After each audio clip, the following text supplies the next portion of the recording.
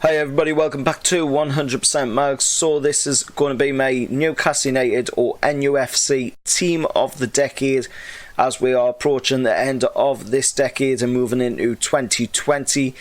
So without further ado, let's jump straight into my Team of the Decade. So we're going to go with a classic formation in a 4-4-2, classic Newcastle United formation here, circa Kevin Keegan and Bobby Robson. So we're going to go with a goalkeeper first. Now there's many goalkeepers we can choose from here. We've got the choice of Martin Dubravka, Rob Elliott, Carl Darlow, Steve Harper, Tim Krul. You know, so many great goalkeepers we've had at the club in this decade. And, you know, I'm going to go for this one, Tim Krul. I'm going to go for Timmy Krul, you know, because he's well and truly deserving of that spot. You know, he was at the club from 2006 right the way up until 2017 when he joined Brighton.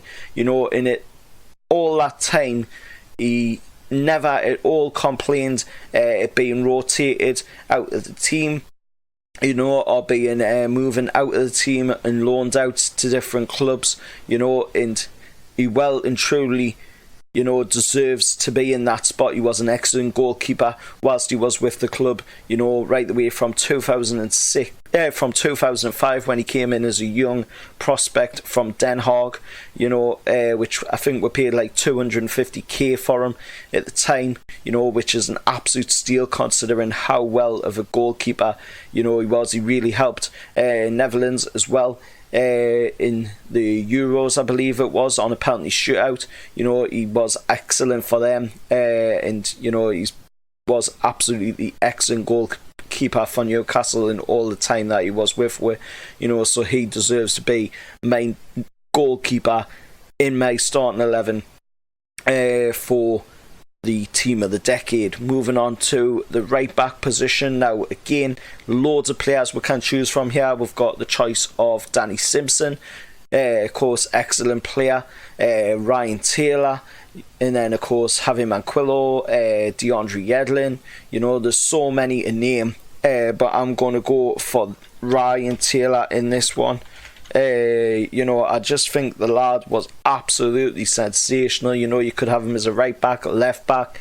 You know, he was such a versatile player, you know, and he put every ounce of energy out there on the pitch every week. You know, he put his heart and soul into his performances, you know, and that is something that you want out of a player. You know, when you're going into a league, you know, you want to be having them players with the heart and soul, you know, wearing their heart on their sleeve, and that is exactly what Ryan Taylor was. You know, obviously not a Geordie, you know, he came from the Merseyside area, but excellent player, you know, 100% put his heart and soul into the club even though he wasn't from the area. And that is exactly what you want to see, you know.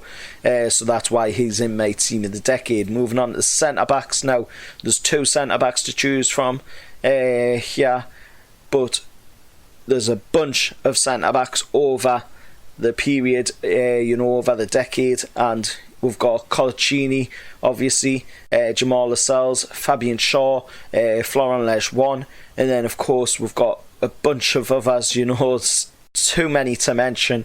But I'm going to go with my favourite in Jamal Lascelles. You know, the guy is an absolute beast of a defender. You know, how he hasn't been called up to the England setup yet is beyond a joke.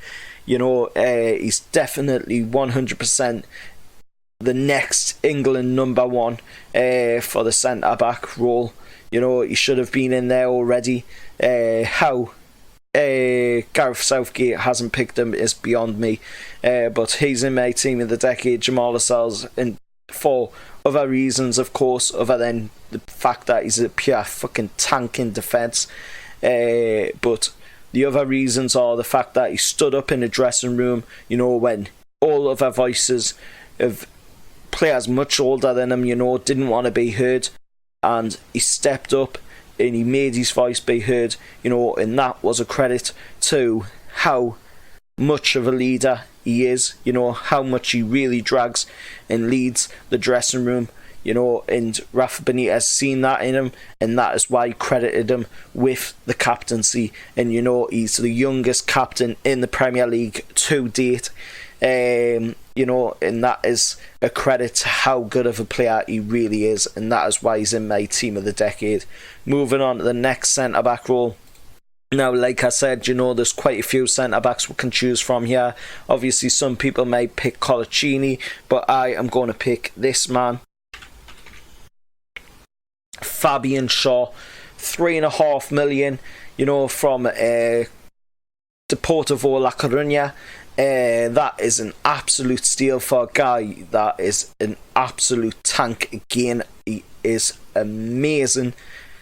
His longevity, his stamina, the way he runs up the pitch, you wouldn't think he was a centre-back. The way he plays his football at Newcastle, he's an absolute tank of a defender.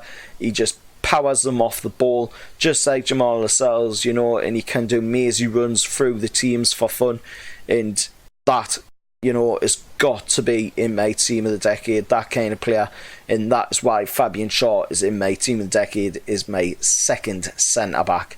Moving on to the left-back position, and I think we all know who's going to be going in here. There's many we can choose from, but, it's got to be Paul Dummett, local lad, never at all complained in all the time of being loaned out. He's worked his trade up all the way from the youth team, and finally he's starting to get his moment in the spotlight. He's starting to get the credit that he's deserved, and at one point, I'll be honest, I wasn't really a fan of the way he was playing. I didn't think he really put his heart and soul into the games, but in recent times, he's started to really perform and really starting to get his head down and get working, as a left back. And that's probably the fact, that he's got some competition now, which is something that I was screaming out for a long time. Newcastle were really lacking in the left back area. Obviously he had Jose Enrique in the past, but since Jose Enrique, there was nobody that really could challenge him in that position. And then, of course, Jetro Williams has come in this season, coming in on loan, and with the permanent signing happening in January, of course. And, I think that's put the shits up him, to be honest, and I think that is why he's now starting to really put his head down, and thinking, if I don't work out and I don't play properly, I'm not going to be getting me game time, and I'm not going to be a first team option at Newcastle, so that is why he's in my team. The fact that he's pure determination, to improve as a player is just beyond amazing. And that's why he's in my team of the decade at left back position. Moving on to the right midfield, we've got again a bunch of players we can choose from here. We've got Matt Ritchie, we've got Miguel Almiron, we've got Javier Manquillo, of course, in recent seasons with the 3-4-3 formation. We've got, of course, Hatem Ben Arfa. There's so many great players that we've had in this position, and I think everybody knows who I'm going to go for here. Obviously, it's going to be none other than Hatem Ben Arfa. You've got to put him in. Absolutely sensational player. And, you don't need to say much other than Blackburn and Bolton. Enough said right there. That, if you're a Newcastle fan, you'll know what I mean. Moving on to the centre midfield, and you can't have Ben Arfa without this man, Johan Kabay. Again, another sensational player. Yes, he started to whinge a little bit towards the end of his Newcastle career, but at the end of the day, in the time that he was with the club, he was absolutely sensational. Excellent passer of the ball, probably one of the best passers of the ball in the Premier League at the time. Of course, in recent times, you would probably say Kevin De Bruyne and John Joe Shelvey, and that moves what on to centre midfield number 2, which, yes, some might think John Joe Shelvey here, and you'd be right, because I'm going to go with John Joe Shelvey in the second centre midfield position. I was a little undecided on this to go with either Jonjo Shelvey or Kevin Nolan, because Kevin Nolan was also an amazing player, but to be honest, with recent things happening with Kevin Nolan where he stuck up for Mike Ashley, that kind of dropped him down a little bit in my book, non offence to the guy. But, if you're going to stick up for Mike Ashley, that is really going to destroy any credibility, you've got as a ex-player of the team. But we'll move on anyway to left midfield. We've got obviously Jonjo Shelvey in the second centre midfield position. Move on to left midfield now. There's quite a few players we can choose from here. Obviously Alan St-Maxim, Jonas Gutierrez, and there's quite a few other ones as well that I can't quite remember at the moment, but I'm going to go for my favourite in Jonas Gutierrez. The guy absolutely epitomised Newcastle United.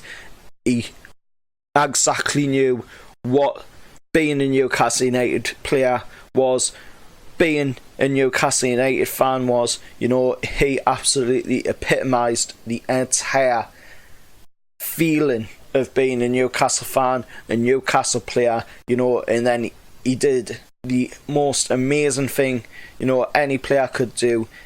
He scored and kept Newcastle up against West Ham after coming over one of probably his most difficult tasks in his life, coming over cancer, and that is something, that deserves being in my Newcastle United team of the decade. When you come back from something like that, and you come straight on and you score against West Ham in the Premier League, after being treated with such disrespect by the hierarchy at Newcastle, that just proves how much of a professional Jonas Gutierrez is, how much of a professional Goody is, and that is why he's in my team of the decade. Moving on to the strikers now.